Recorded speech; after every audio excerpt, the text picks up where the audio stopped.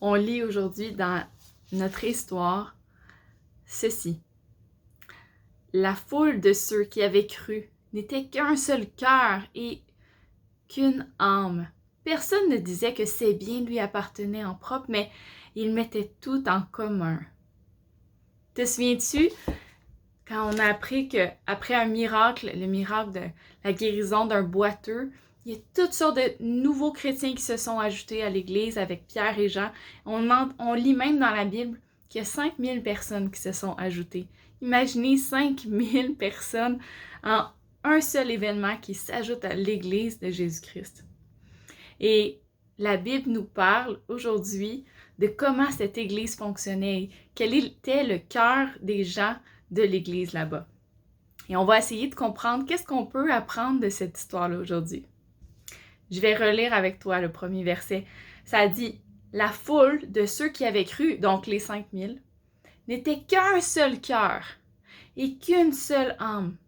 Personne ne disait que ses biens lui appartenaient en propre, mais ils mettaient tout en commun. » Ça veut dire, on prend tout ce qu'on a à nous, puis on se le met ensemble pour pouvoir s'occuper des autres, ceux qui auraient moins, par exemple. Alors, qu'est-ce qu'on voit? On voit tout de suite que les premiers chrétiens, ils avaient compris que tout appartient à Dieu. C'est pas à nous la voiture, c'est pas à nous la maison, c'est pas à nous les jouets, c'est pas à nous l'argent de poche. C'est Dieu qui nous le prête et il veut juste qu'on s'en occupe bien. Il veut qu'on utilise bien les choses qui nous appartiennent. Et les gens de l'Église, des croyants ici, ils savaient ça, ils avaient compris.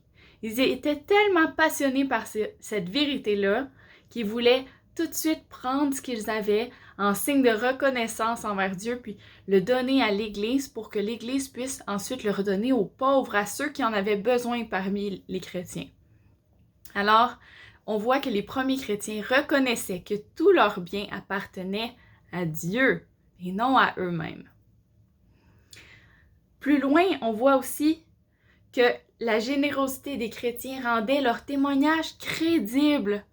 On sait qu'à cause qu'ils étaient comme ça les uns avec les autres, qu'ils étaient tellement généreux, puis ils prenaient soin les uns des autres, même s'ils ne se connaissaient pas avant, et ça avait là, un impact incroyable sur la ville.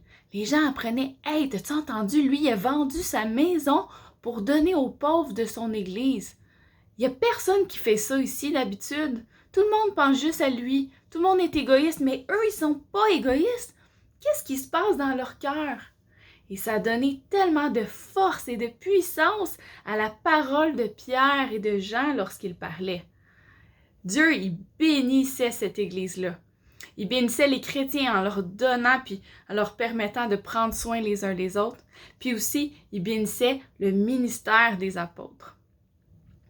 Et ensuite, dans la Bible, dans le livre des Actes, ça nous donne deux exemples. On parle de générosité aujourd'hui, alors on a deux exemples. Le premier s'appelle Barnabas. Et ensuite, on a un autre exemple, c'est un couple. C'est Ananias et Saphira. Et dans la Bible, ça les met vraiment en opposition. C'est deux exemples complètement différents et on va les regarder ensemble. Ça dit ici, Joseph, celui que les apôtres surnommaient Barnabas, ce qui signifie fils d'encouragement, un Lévite originaire de Chypre, vendit un champ qu'il possédait, apporta l'argent et le déposa aux pieds des apôtres. Alors, ça dit ici que cet homme-là, qu'on appelait Barnabas, mais en fait, son nom, c'était Joseph. On le surnommait Barnabas, ça veut dire fils d'encouragement. Il était tellement bon pour la communauté, tellement généreux, tellement encourageant qu'on l'a surnommé Barnabas, fils d'encouragement. Et ça nous dit que cet homme-là avait pris son champ. Donc, imagine-toi comme ton terrain chez toi. Tu as une maison, il y a un terrain, peut-être tu as une cour arrière ou peut-être que tu as un balcon, quelque chose qui appartient à ta famille. Et il a pris tout ça, il l'a vendu. Et là, il y a eu de l'argent. Et ça dit qu'il a apporté l'argent et l'a déposé aux pieds des apôtres. Et ça, c'était vraiment un symbole pour montrer ces biens-là sont plus à moi, ils sont au service du Seigneur.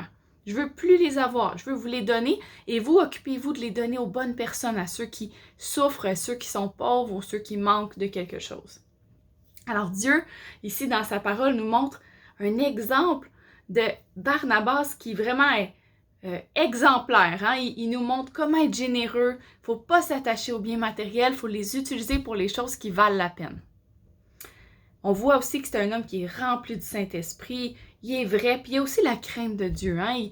Il fait les choses avec un cœur pur. Puis ensuite, après nous parler de Barnabas, après nous avoir parlé de Barnabas, on peut lire à propos d'Ananias et de Saphira. Ça dit, un homme appelé Ananias et Saphira, sa femme, vendit une propriété. Et là, ensuite, ça va expliquer qu'ils ont vendu un des terrains qu'ils avaient. Et ensuite, il y avait un questionnement dans leur cœur. Qu'est-ce qu'on va faire avec ça? Admettons qu'ils avaient réussi à avoir 100 $, OK, pour le terrain qu'ils ont vendu, 100 $. Alors Ananias, il parle avec Saphira, il dit, Saphira, moi, je sens pas qu'on devrait donner tout le 100 $, tu sais, on a quand même besoin d'argent, nous aussi, pour vivre et tout ça. Qu'est-ce que tu en penses qu'on donne 50 $, la moitié, on donne 50 $.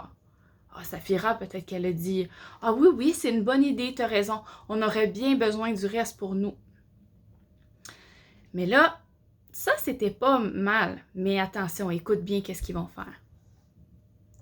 Ananias dit à Saphira, « Saphira, si on nous demande combien on a vendu notre champ, on va dire 50.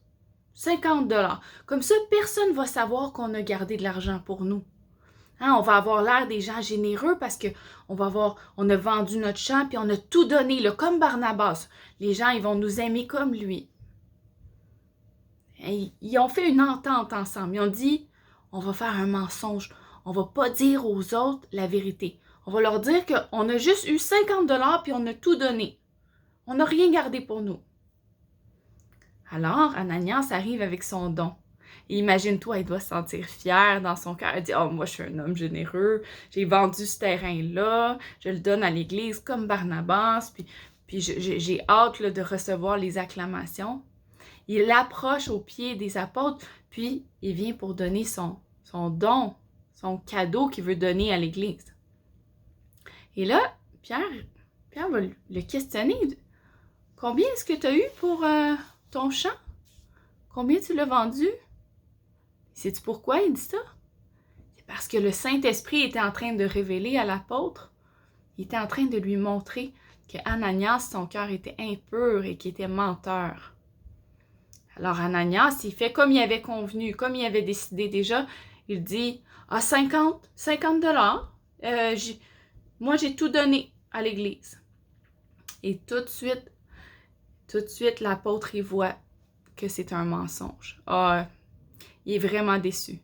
Il dit, « Comment est-ce que tu as pu, dans ton cœur, laisser Satan venir imprégner ton cœur avec de telles pensées? » T'aurais pu le garder, ton champ.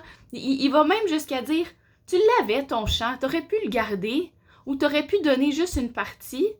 Hein, si tu y tenais autant à cet argent-là, garde-le. Mais toi, tu as décidé de mentir et même mentir contre le Saint-Esprit. Tu voulais faire croire à Dieu que tu donnais toute la somme. Dieu était vraiment en colère.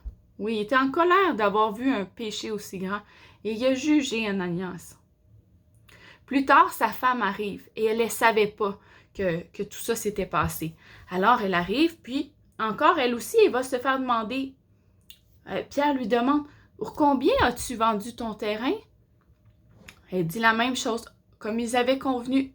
« 50 $. » Elle aussi, elle va être portée par un jugement de Dieu parce qu'elle a menti contre le Saint-Esprit. Dans cette histoire-là, on voit vraiment deux exemples de générosité. Un qui est pur, avec un Barnabas, fils d'encouragement, et son cœur est rempli du Saint-Esprit. Il est un homme généreux, un vrai homme généreux. Son cœur est vrai, son cœur est pur, et il fait vraiment par amour. Il a aussi la crainte de Dieu. Il sait que ça prend un cœur pur pour faire les choses avec une réelle générosité et pour plaire à Dieu. Et de l'autre côté, on a Ananias et Saphira, qui, eux, ont vendu un terrain, mais ils ont décidé de ne pas dire qu'ils allaient garder une partie pour eux. Et c'est un cœur rempli par les mauvaises pensées et par l'orgueil que Satan a créé ici. On voit vraiment un exemple, une fausse générosité. C'est plus de la générosité, c'est juste un outil pour devenir orgueilleux, puis c'est même hypocrite, menteur. Et ils ont l'audace d'amener ce mensonge-là devant Pierre et de faire croire au Saint-Esprit, d'essayer de faire croire au Saint-Esprit qu'ils ont été généreux, mais le Saint-Esprit, il voit dans ton cœur, il voit dans nos cœurs si on est généreux pour de vrai, si on a un cœur vrai. Aujourd'hui, dans cet exemple-là, j'aimerais ça qu'on se questionne. Quand on fait les choses, est-ce qu'on les fait pour plaire à Dieu? Est-ce qu'on les fait parce qu'on aime vraiment nos amis, nos frères et nos sœurs, les autres chrétiens de l'Église? Ou est-ce qu'on les fait pour bien paraître? Puis c'est très, très facile de faire ça pour bien paraître. C'est difficile de rester authentique. Authentique, ça veut dire on reste vrai, on fait les choses pour les bonnes raisons. Mais je nous encourage, toi et moi, à faire les choses pour plaire à Dieu et non pour plaire aux autres. Pas pour plaire aux amis, pas pour plaire forcément à tes parents, mais vraiment plaire à Dieu. Être sûr que tu fais les choses pour plaire à Dieu. Avec un cœur pur. Ça veut dire, tu veux pas...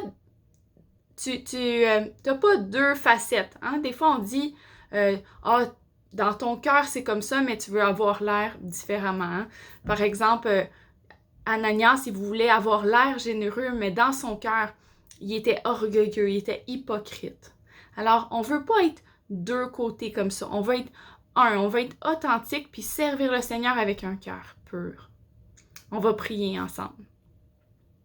Merci, Père, pour ta parole encore ce matin qui nous encourage à être des gens authentiques, des gens qui désirent donner sans mensonge et vraiment pour plaire à Dieu. Aide-nous à être des gens généreux autour de nous, dans notre famille, avec nos amis, généreux avec des mots d'encouragement, généreux avec nos sous. Aide-nous à être généreux envers les missions, les gens qui sont plus pauvres ailleurs dans le monde et qui ont besoin d'aide. Au nom de Jésus. Amen. Merci de m'avoir écouté et on se voit la semaine prochaine. Bon dimanche!